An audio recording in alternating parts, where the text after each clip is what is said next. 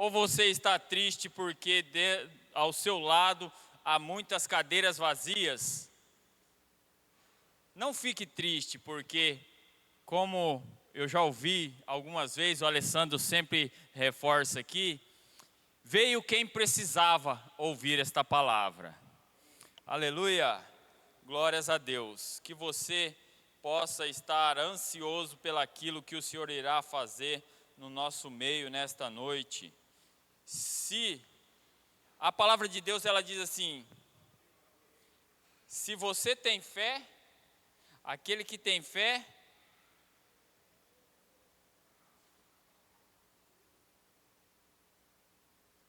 deixa só eu...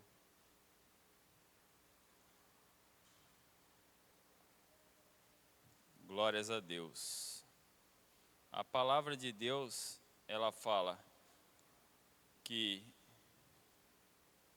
sem fé é impossível agradar a Deus. Amém?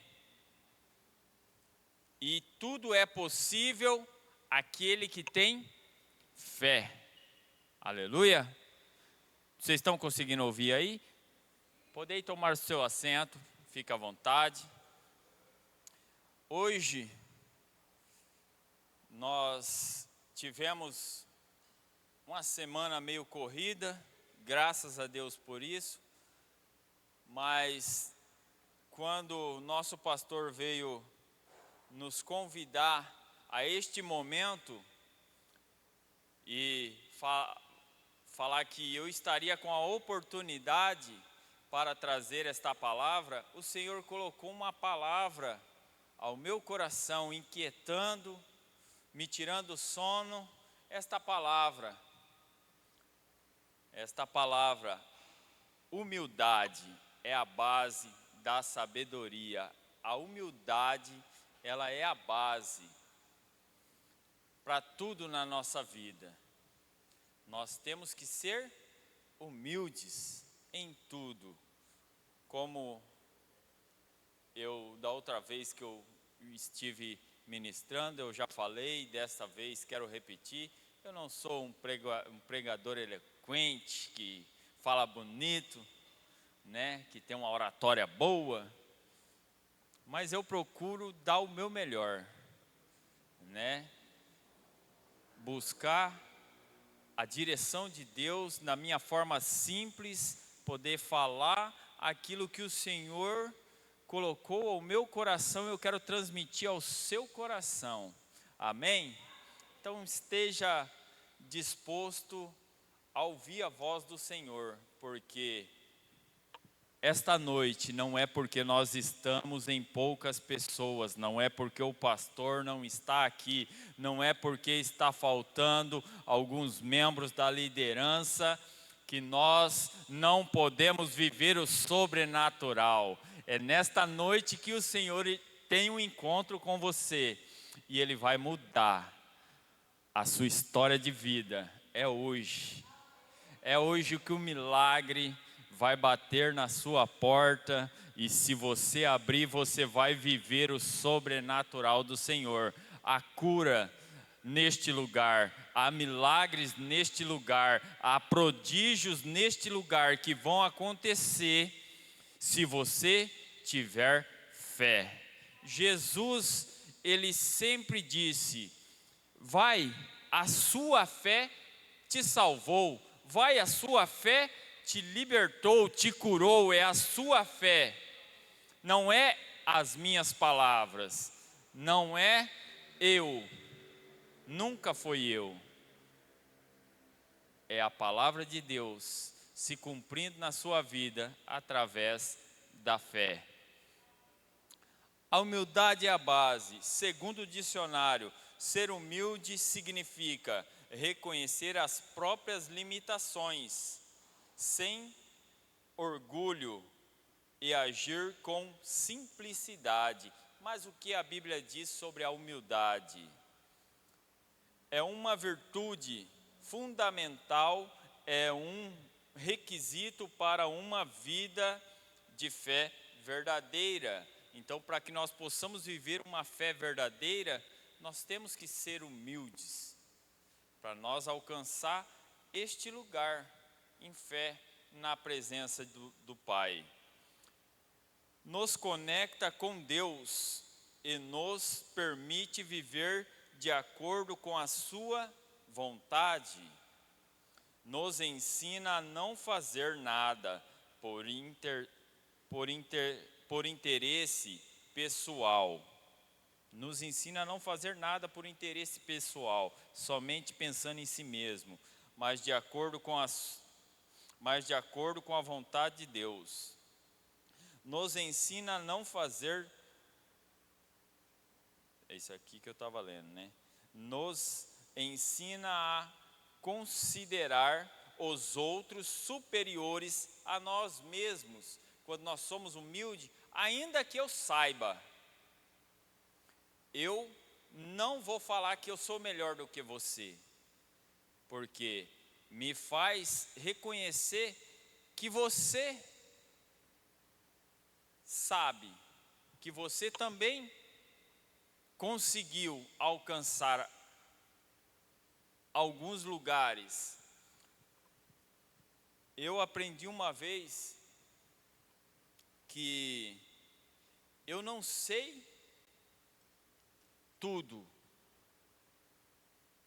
porque sempre tem coisas novas, sempre alguém vai saber ou vai te ensinar algo que você, às vezes, num ramo de trabalho, você pode ser fera, expert, mas às vezes aquela pessoa que nunca fez vai ter uma ideia que vai virar a chave dentro de você,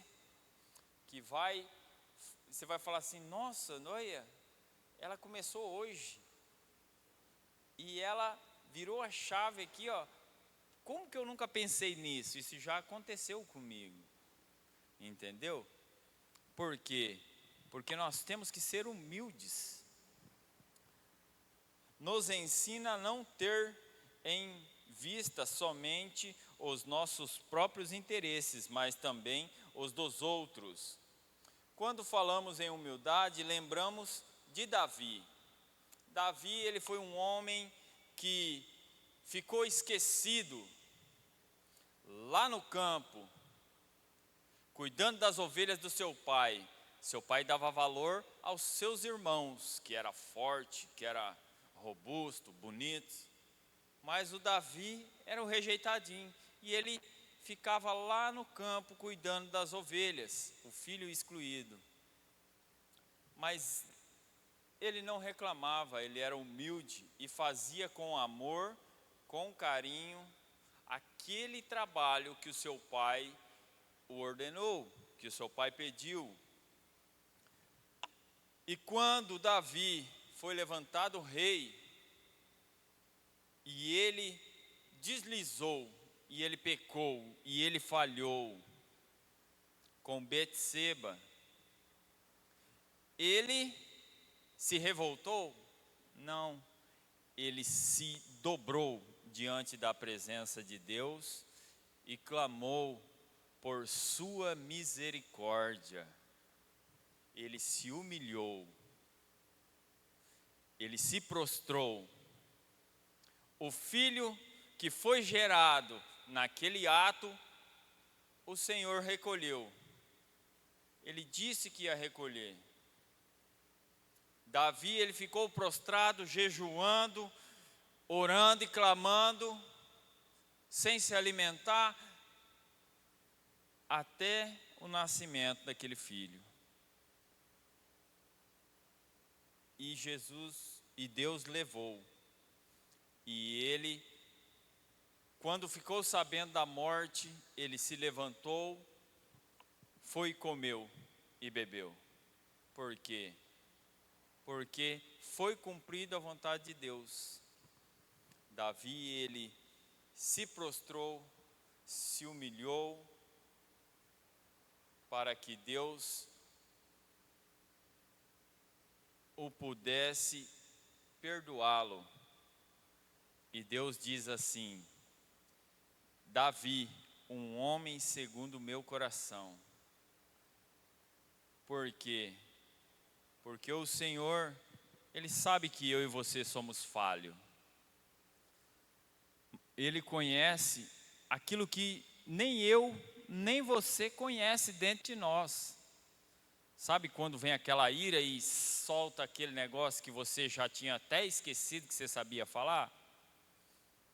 Ele sabe, mas de repente você, misericórdia, Senhor, você pede perdão, você se humilha e você é alcançado por esse amor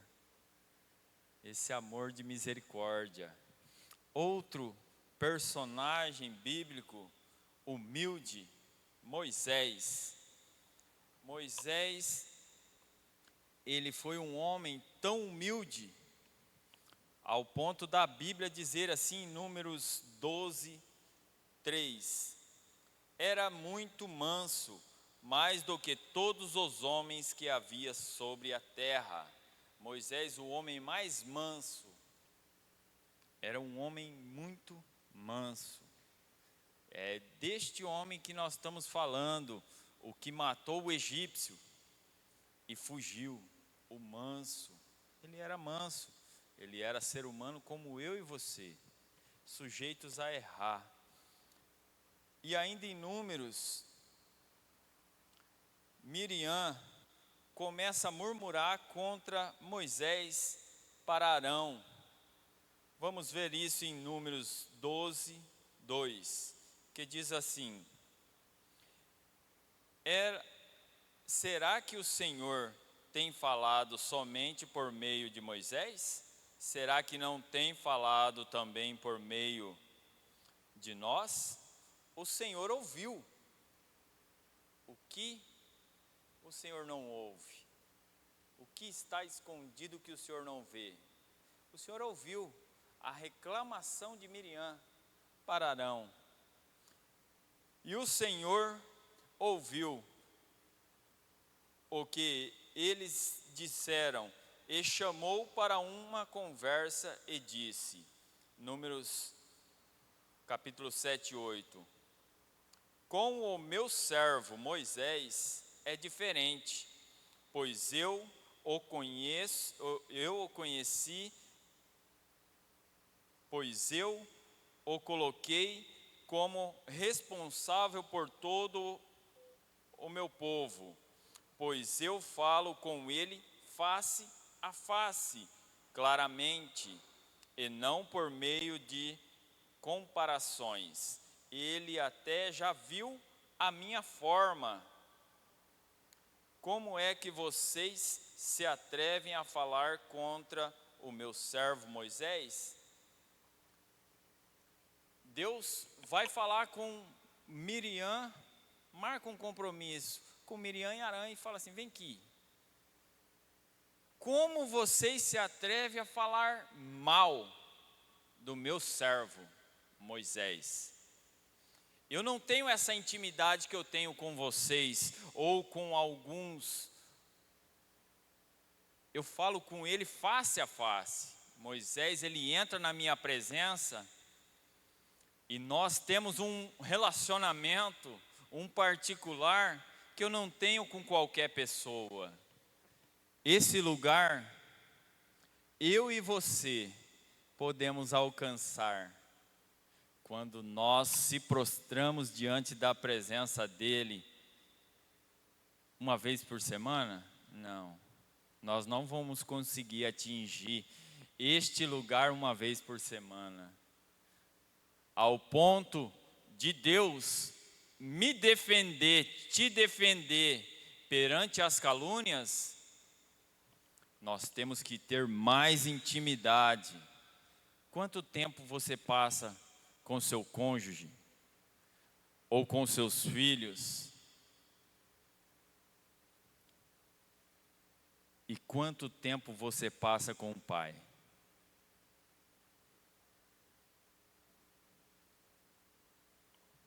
Nós temos que pesar isso na balança. Porque não estou dizendo que você não tem que passar um tempo de qualidade com a sua família. Deve. Senão,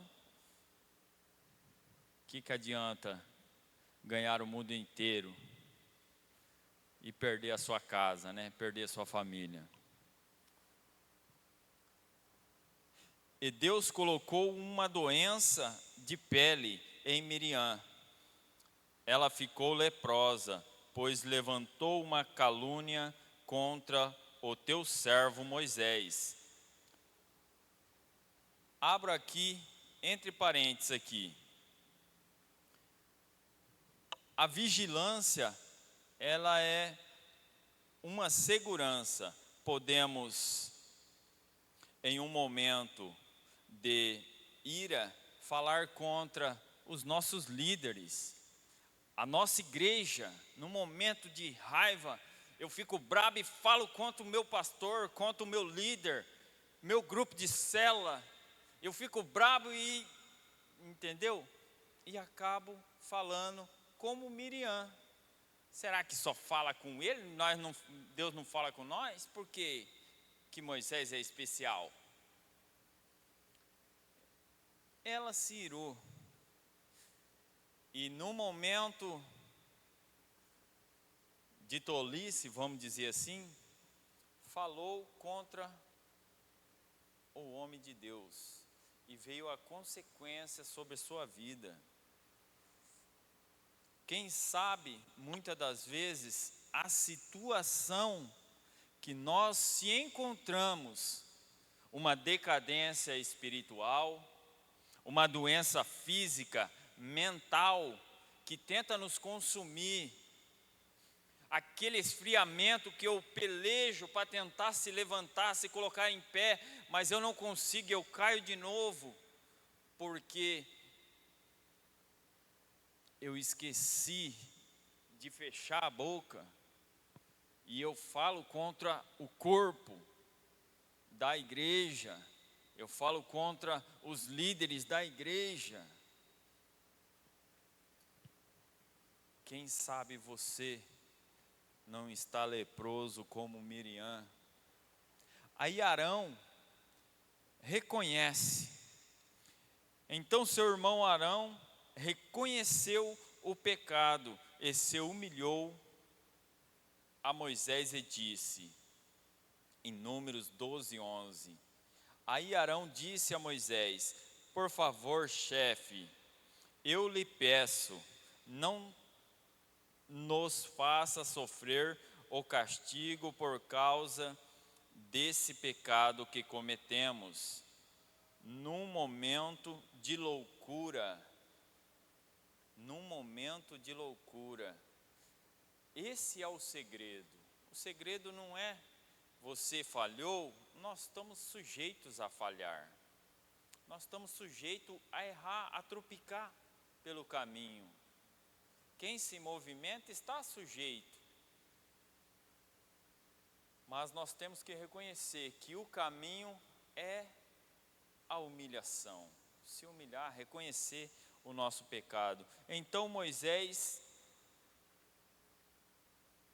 intercedeu por sua irmã. Então Moisés orou assim: Deus, ó Senhor, ó Deus, eu te peço, a cures. E o Senhor a curou, mas pediu que ela ficasse 7 dias fora do acampamento, porque quando foi dado a lei, o que aconteceu? Aquele que estava leproso, que curava de sua lepra, ele tinha que ficar fora do acampamento 7 dias, para que se visse que ele estava mesmo curado, porque poderia ter passado e voltado e ele contaminasse as outras pessoas. Então, ela teve que ficar nesse processo de humilhação. Aleluia. Mas agora eu cheguei, isso era a introdução, agora eu cheguei no ponto que eu queria falar com vocês. Na Bíblia temos vários exemplos ainda, né? Esses são 2, mas temos vários exemplos ainda. de humildade, mas um maior deles, qual que é? Fala para mim, qual que é o maior exemplo de humildade aí? Jesus, meus parabéns, Jesus, olha, não deu nem tempo de respirar. Jesus, nosso exemplo, o ápice, o máximo do exemplo, Jesus. Jesus, o Rei e Senhor, nos ensina a base da humildade. Em João 13, versículo 1, fala: faltava somente um dia para a festa da Páscoa.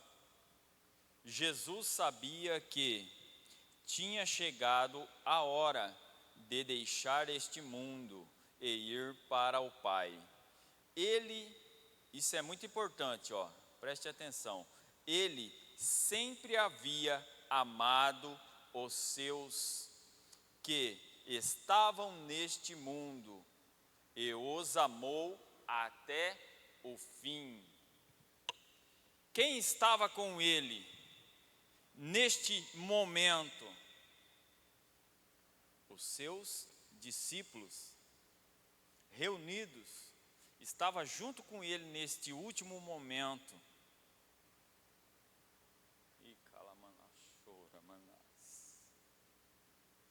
Pedro estava com ele. Pedro ia o trair. Os seus discípulos o abandonaram, estava com ele. Judas, que vendeu Jesus, que traiu Jesus, estava com ele. Mas ele os amou até o fim. Ele nos ama até o fim. Enquanto há fôlego, há esperança. Aleluia.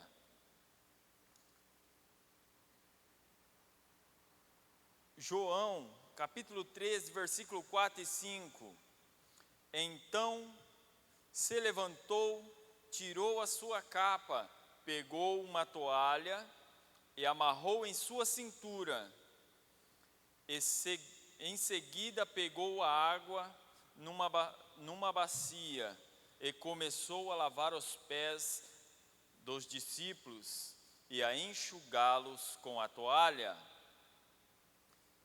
Para que nós possamos entender esse texto, Jesus fez isso. Vamos entender por quê em Lucas 22, 24, que diz assim: os apóstolos tiveram uma forte discussão sobre qual deles deveriam ser considerado o mais importante. Por que que eles tiveram essa discussão? Naquele tempo, você tomava banho, igual nós tomamos banho, mas eles usavam sandálias, eram lugares desertos, e eles percorriam longas distâncias a pé. Imagine você saindo daqui, indo lá para o Dom Pedro, lá para Jabuticabeira, estrada de terra, poeirão, esse barro vermelho que nós temos aqui, e vai caminhando de chinela havaiana, branquinho. Que cor que chega lá? Quando você chegava, o anfitrião da casa, ele tinha os serviçais, e era eles que iam lavar os pés de cada convidado. Era ele que lavava, o processo de purificação, para que você pudesse entrar na casa, sentar ao redor da mesa. Mas quando não tinha os serviçais, o menor é quem ia fazer este serviço. E eles começaram a discutir: não, eu sou o mais chegado, eu sou o melhor, eu sou o mais próximo de Jesus. Não, não é bem assim. Ninguém. Jesus pegou a toalha, pá, botou na cintura e falou assim: vem aqui. Pegou a bacia d'água, vem aqui. Outro exemplo. Por quê? Porque era serviço, eu já falei isso aqui, serviço dos serviçais. Ó, Jesus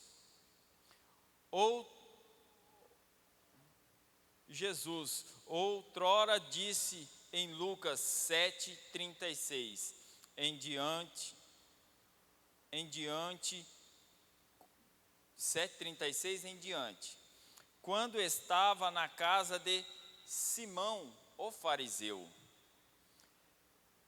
e uma mulher lavou seus pés com as suas lágrimas e secou com os seus cabelos. Então Jesus disse a Simão, Lucas 7, 44 ao 47, vai nos explicar, Jesus dizendo: então virou-se para a mulher, ele olhou para aquela mulher e disse a Simão: você está vendo esta mulher?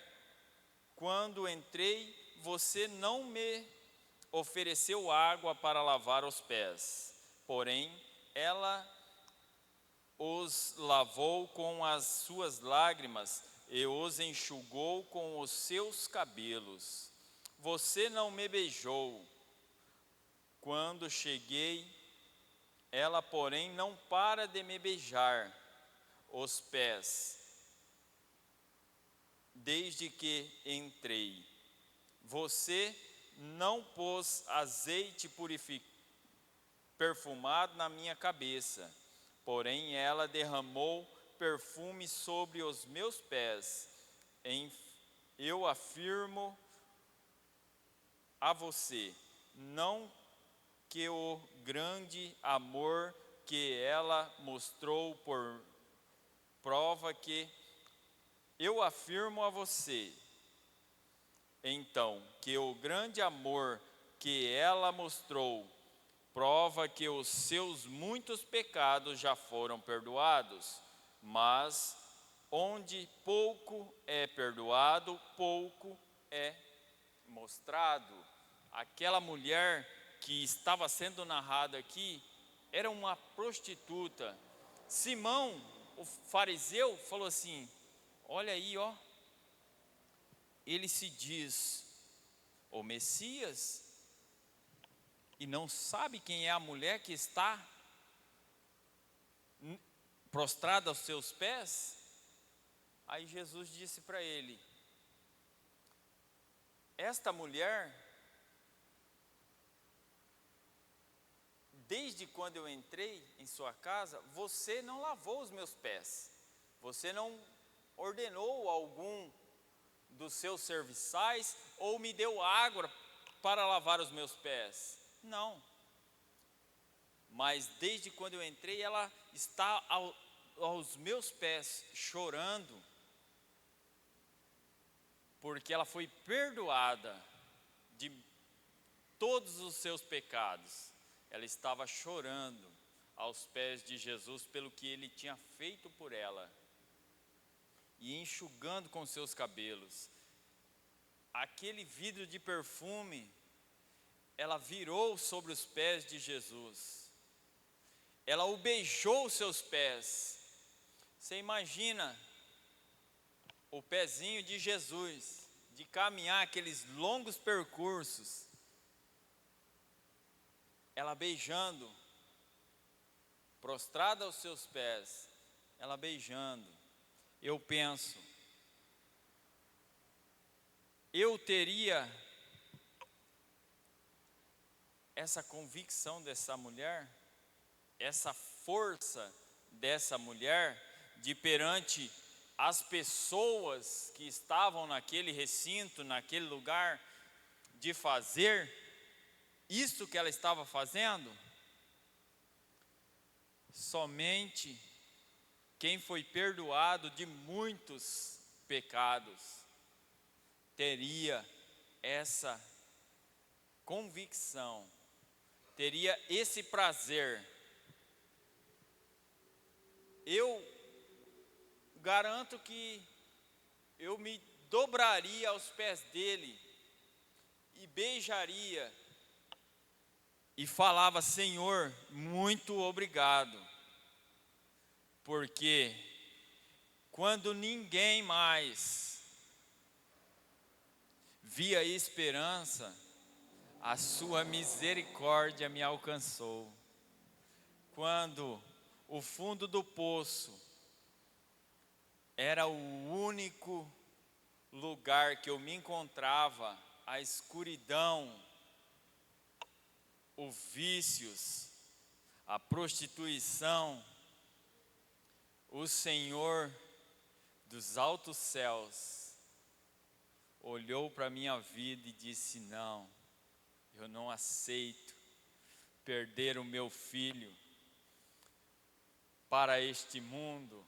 Eu vou mudar o cativeiro dele, eu vou abrir as algemas que aprisiona ele neste mundo de escravidão, neste mundo de servidão, e vou tirá-lo deste lugar.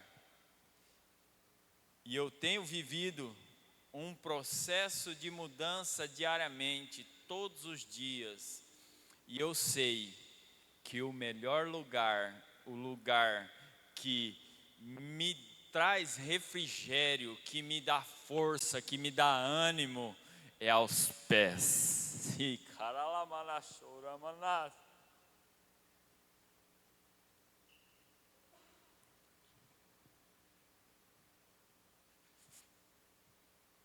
É aos pés, porque o sangue dele verteu naquela cruz para me purificar de todos os pecados, de tudo, é de todos.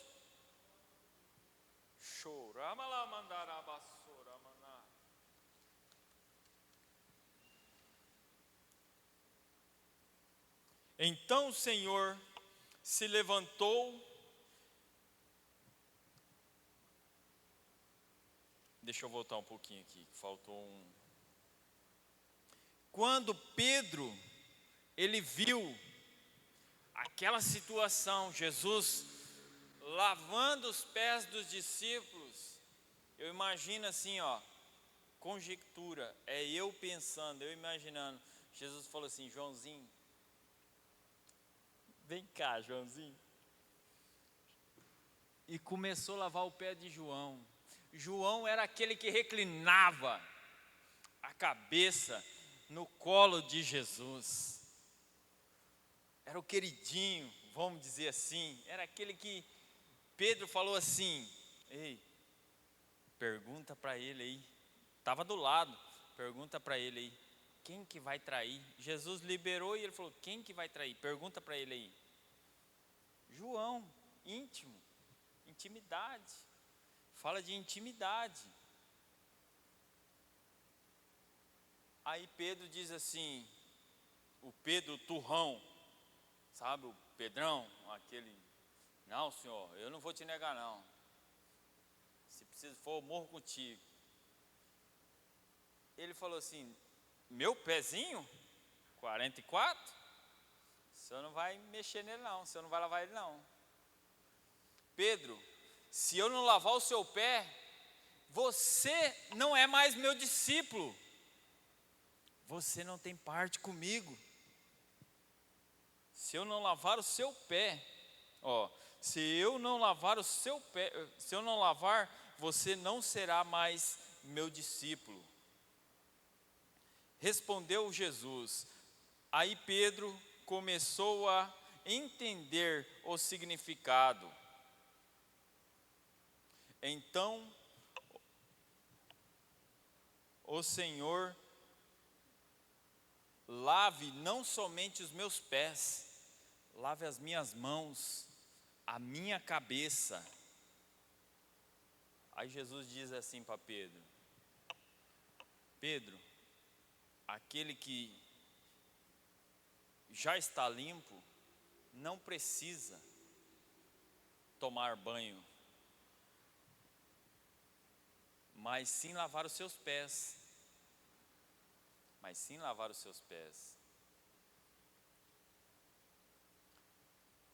Jesus esvaziou-se de si mesmo e tomou a forma de servo. Nasceu em um estábulo. Eu acho que eu falei certo, né? Estábulo. Nasceu em um estábulo. Sabe o que é isso? Aquele cercadinho onde ficavam os cavalos, os bois, as ovelhas, em um estábulo.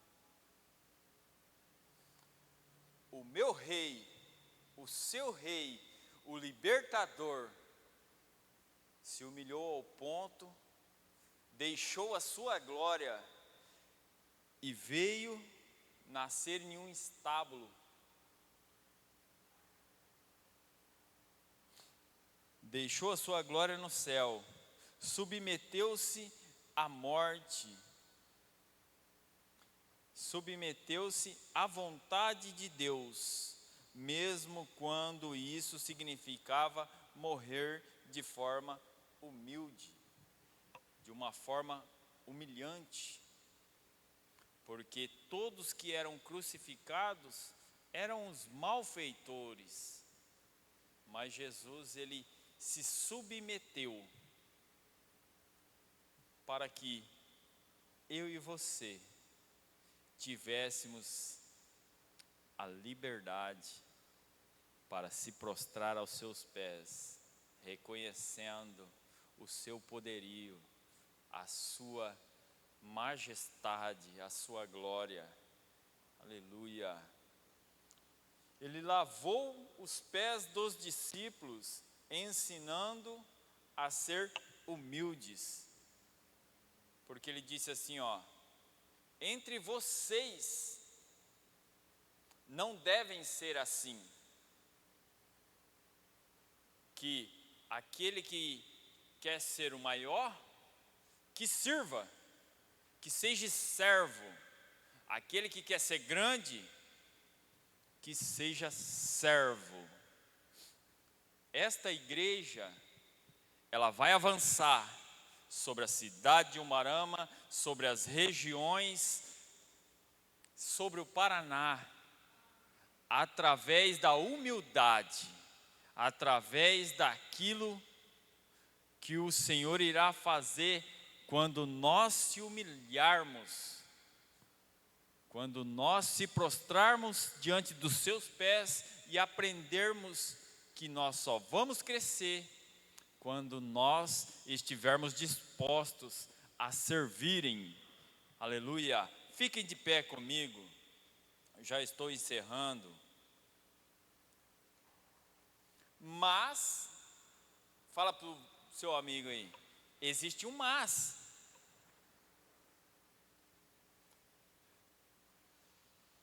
O que me chama a atenção é que no meio da igreja tem aqueles que vão negar, como Pedro negou, e até os que irão trair o mestre, como Judas o traiu. Terá aqueles que vão negar como Pedro e os que vão trair como Judas traiu. Então, qual desses você é nesta noite? Ou que pode até negar ou está negando Jesus, porque Pedro disse: eu não vou negar. Jesus disse: antes que o galo cante, hoje tu me negarás. Ele era servo, ele estava ali com Jesus. Ele foi o cara que puxou da espada e cortou a orelha do sacerdote, do soldado do sacerdote. Ele foi o cara que meteu a espada para cima, mas ele negou. Mas ele se arrependeu. Ele se arrependeu e foi alcançado pela misericórdia. Jesus falou assim: Pedro, tu me amas? Sim, eu eu te amo. Então apacenta as minhas ovelhas. Você ama a Cristo? Então cuida das ovelhas do Senhor. Ou até traí-lo. Quem não vai, ou até trair, quem não vai aceitar. Ó, você pode até trair e não aceitar o que Cristo pode e vai te restaurar. Judas, ele vendeu Jesus. Tinha que se cumprir. Mas se ele se arrepende e faz como aquele ladrão que estava ao lado de Jesus pregado e se arrepende, ele teria sido salvo. Porque a misericórdia de Cristo é maior do que o meu e o seu pecado. Feche os seus olhos, o louvor estará orando, estará louvando. Você abra o seu coração. Você abra o seu coração, porque eu creio que esta noite não é em vão na sua vida.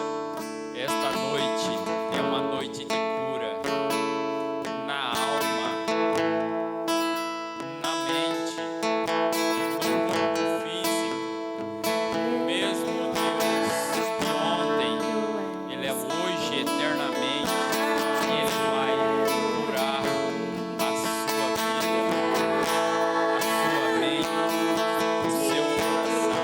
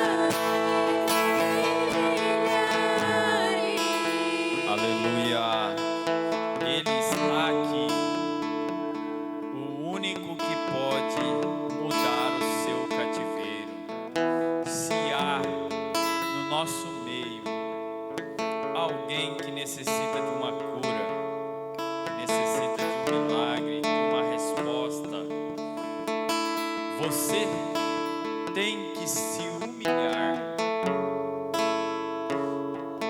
Tome a decisão, a posição hoje para que o seu cativeiro seja mudado. Se é um conserto, se você precisa confessar algo, se você precisa deixar algo que está te aprisionando, nesta noite você tem a liberdade. para vir